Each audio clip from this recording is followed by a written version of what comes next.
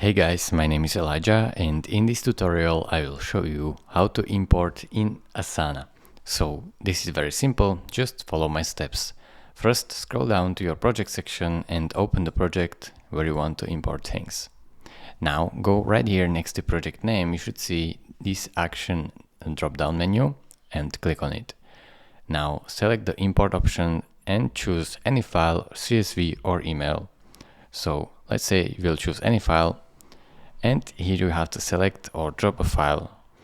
So click on this and this will open up your folders, and go where you have your files and simply import them by double clicking on them. Now this will import these files to your task projects and click on continue. Now as you can see, this may take a minute. AI can make mistakes, so always review AI created content. So if you use this feature, keep in mind that it is correct. Just check it before you import it. And if you're okay with it, then click on add tasks.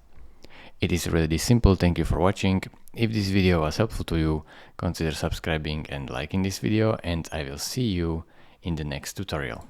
Bye bye.